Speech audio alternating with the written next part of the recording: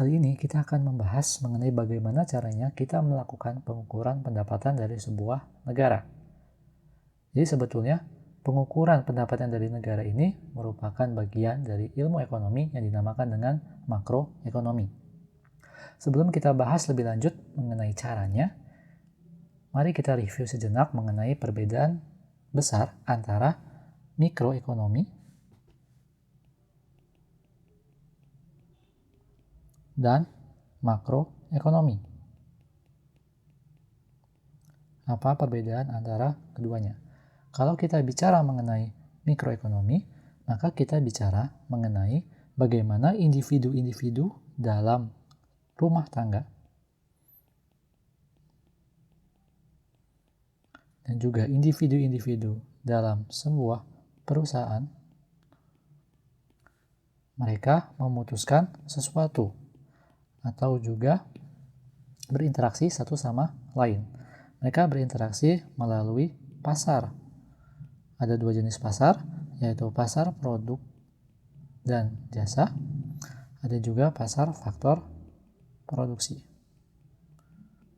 Melalui pasar ini mereka saling berinteraksi. Jadi cakupan mikroekonomi kenapa dinamakan mikro? Karena membahas mengenai individu-individu dalam rumah tangga dan juga perusahaan. Lalu masalah yang dijawab dengan menggunakan mikroekonomi umumnya hanya dibagi menjadi dua pertanyaan besar.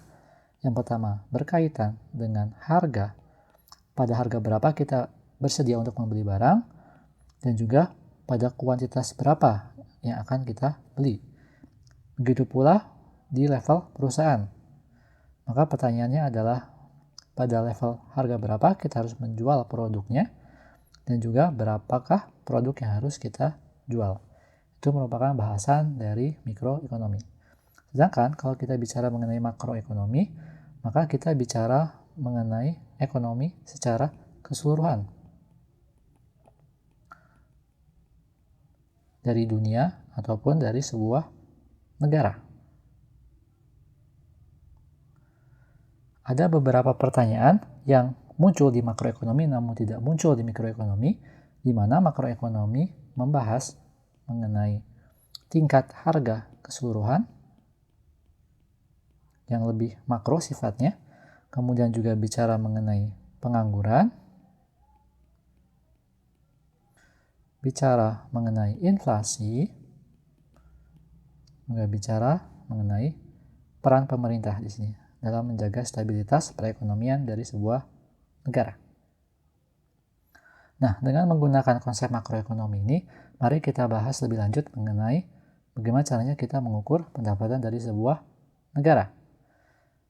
Yang jadi pertanyaan adalah, kenapa kita harus repot-repot melakukan pengukuran pendapatan dari sebuah negara? Kenapa hal ini menjadi hal yang penting?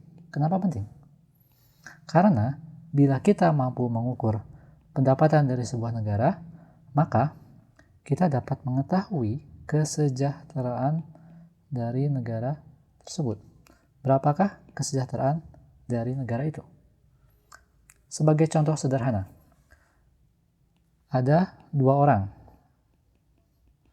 Yang satu namanya adalah Rizky, yang satu namanya adalah Ana. Rizky ini profesinya adalah dosen, Ana ini adalah pengusaha. Rizky memiliki gaji 2 juta per bulan. Sedangkan Ana mendapatkan penghasilan bersih setiap bulannya adalah 25 juta. Dengan gaji 2 juta ini, maka Rizky memenuhi kebutuhan sehari-harinya dengan menggunakan transportasinya berupa sepeda. Dia makan sehari-hari dengan tempe dan tahu gitu ya. Sedangkan untuk Ana ini dengan penghasilan 25 juta yang dia miliki, maka dia bisa bepergian dengan alat transportasinya dengan mobil. Kemudian dia juga bisa membeli makanan berupa daging ayam maupun daging sapi. Kalau kita lihat pada contoh ini, manakah dari dua orang ini yang lebih sejahtera? Apakah Rizky atau Ana? Maka dengan mudah kita bisa bilang bahwa Ana lebih sejahtera dibandingkan Rizky. Berdasarkan apa? Berdasarkan penghasilannya berdasarkan gaji yang mereka punya. Nah, coba kita terapkan hal ini ketika kita melakukan pengukuran ekonomi keseluruhan dari sebuah negara. Bagaimana caranya kita menentukan negara mana yang lebih sejahtera? Sebagai contoh, ada dua negara. Yang pertama, Indonesia. Yang kedua adalah Singapura. Walaupun bendera dari kedua negara ini mirip, tapi keduanya ini memiliki tingkat kesejahteraan yang berbeda. Caranya kita untuk mengukur kesejahteraan dari negara tersebut adalah dengan menggunakan GDP atau Gross Domestic Product, atau dalam bahasa Indonesia kita namakan dengan produk domestik bruto atau PDB. Dengan menggunakan indikator GDP ini, maka kita dapat menentukan manakah dari kedua negara ini, Indonesia dan Singapura, yang lebih sejahtera. Untuk mempermudah perbandingan, mari kita lihat data pada tahun 2019, yaitu GDP per kapita atau per orang. Jadi total GDP dalam negara tersebut kita bagi dengan jumlah penduduknya. Ternyata Indonesia memiliki GDP per kapita sebesar US dollar 4.174. Sedangkan Singapura memiliki GDP per kapita yaitu 65.233. Artinya, setiap orang di Indonesia rata-rata memiliki penghasilan sebesar 4.174 dolar.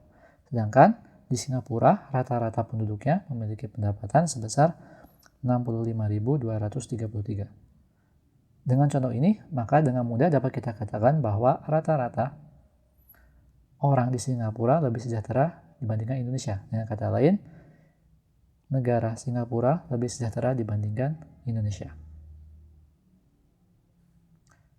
Itu merupakan bahasan kita pada pertemuan hari ini, yaitu kita belajar mengenai mikroekonomi dan makroekonomi. Kemudian kita mengetahui kenapa mengukur pendapatan dari sebuah negara ini menjadi hal yang penting dengan menggunakan analogi pendapatan orang, dan analogi ini dapat kita terapkan pada negara dengan menggunakan GDP.